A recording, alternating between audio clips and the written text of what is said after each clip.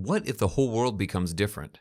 What if we are really just a project and live according to a pre-prepared scenario? What if we are not the only one in the world? For example, a zombie. These questions I have been asking for the last couple of years. My name is Tyler, and you can call me crazy, but I believe my theory. I believe in movies that have done so much. Humanity does not stand still. We are moving forward, and I'm convinced of this every time I watch something on the internet or on TV. For example, do you believe that zombies exist? My friends think I'm weird, but they keep talking to me. Probably because I'm a good person, but I think they listen to my opinion. I've been studying zombies for years. More often, they are described as non-existent non-people. More precisely, this is an infected person who essentially dies, but from it remains the body and the hunting instinct, hunger. They eat all meat, including people. One of their bites can infect anyone, regardless of age and gender. It is very interesting to see zombies in the movie about the War of the Worlds. You probably saw it. We used to think that zombies are semi-stupid creatures, very slow-moving, those who are afraid of light, active only at night, and rarely during the day. However, what if they are as fast and as strong in that movie? What if they are smarter than us and more alive than we imagine?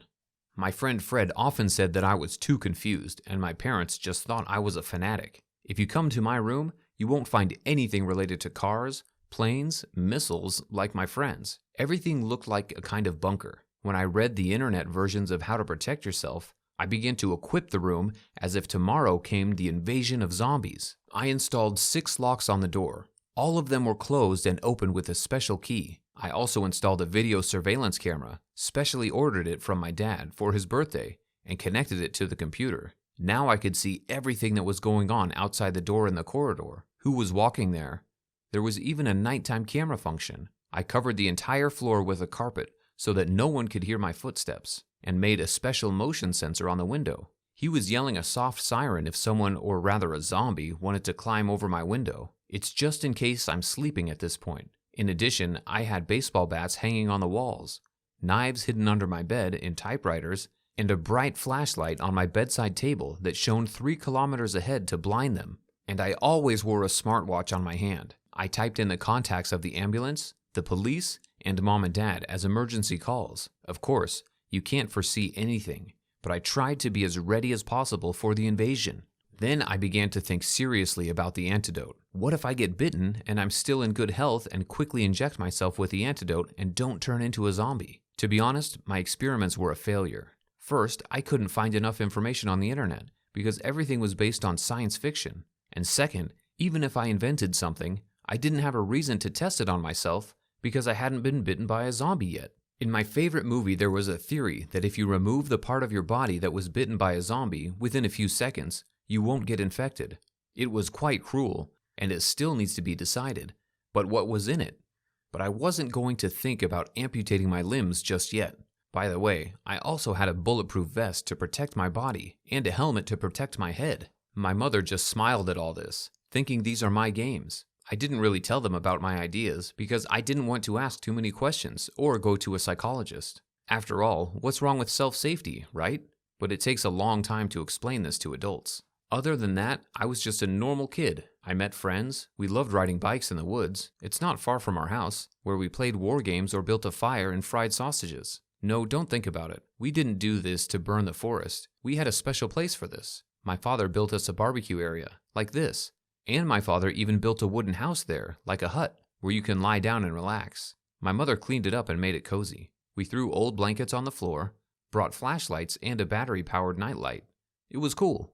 I went to school, studied, sometimes helped my father in the garage, and my mother in the kitchen. I often annoyed my sister. She's older than me and spends hours on the phone talking to her stupid boyfriend. And once again, my friends and I decided to go to our place to fry sausages, collected everything we needed, loaded it on our bikes, and left. But there was a surprise waiting for us. In our place, someone was sleeping. He was lying with his back to us, and we couldn't make out who it was. This man was in dirty clothes. He fell right into our house, gathered blankets in a pile, and slept. He stank terribly, was black, his clothes were torn, his hands were covered with mud and congealed blood. He was terribly exhausted, shabby with a long beard. He was wearing torn shoes, and a bag was lying next to him. My friends were scared, and so was I. Mikey asked if he was still alive, and I said no one knew, but we could check. I picked up a stick from the ground and poked the man with it, but he didn't react. I went closer. The guys were standing on the street. I poked harder,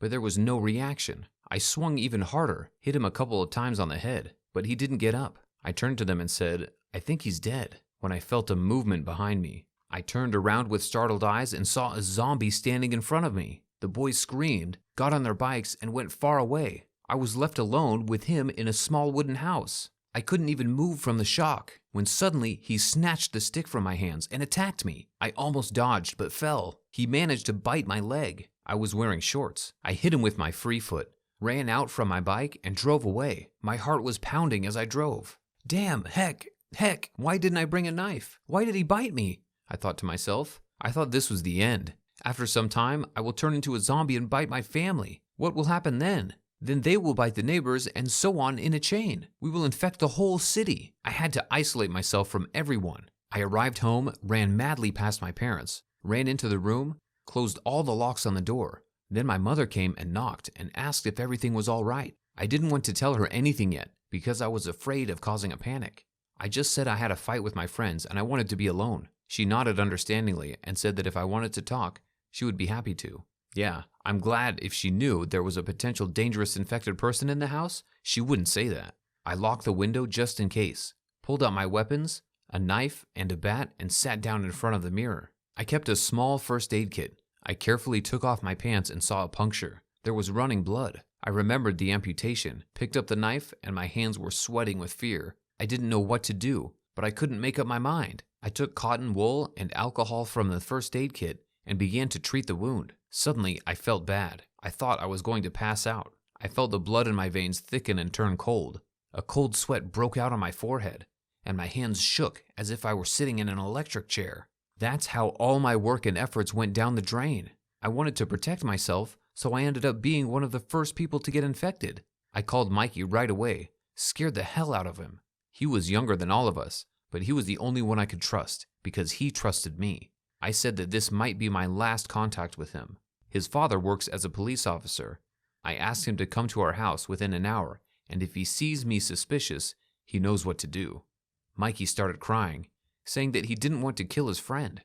But I said that otherwise everyone would die, and I didn't want to take that responsibility. Come with your father, I said, and get your weapons. Then I sat down on a chair and quickly wrote a note to my mom and dad saying that I loved them immensely, and I didn't want to put them at risk. I even wrote that I love my sister. It cost me a lot to say goodbye to my family like this. I looked at the wound, and it was still bleeding. I was sure that now it would end, and I would start mutating. After a couple of minutes, I started to feel short of breath. I heard someone drive up to the house, probably Mikey and his dad. They came up to my room and started knocking. "Son, this is Uncle Fred. Please open the door. Mikey said someone hurt you. We'll talk and delete everything. I'll help you," he said in a calm tone. But I couldn't open the door because I might attack him. Who knows what my speed is? I tried to chase them away, but they wouldn't leave. So Uncle Fred asked my mother if he could break down the door. My parents were really excited, and I shouted like a madman for them to leave. Boom! The door was smashed in. I was standing there with the bat in my hand, and Uncle Fred was trying to calm me down, and I was threatening to hit myself if they came near. My eyes were streaming with tears. At this moment, Uncle Fred shot something at me. I looked at my mother and lost consciousness, so I was put to sleep. I woke up in the hospital. My leg was bandaged and head felt heavy, as if from a deep sleep. At first, I didn't understand what was happening, but then I jumped up and began to examine my body. My mother sat next to me and comforted me. She suddenly said that she knew everything. Mikey told her. It turns out that the person who bit me is just a homeless person. He's at the station now.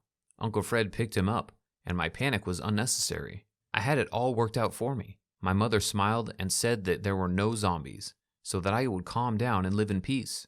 After that, she threw all my gadgets out of the room, removed all the locks, and forbade watching horror movies with zombies. This word is even forbidden in the house. Since that day of shame, I've calmed down a little, stopped going crazy and thinking about the dead, but I hid the bat. Didn't throw it away, just in case.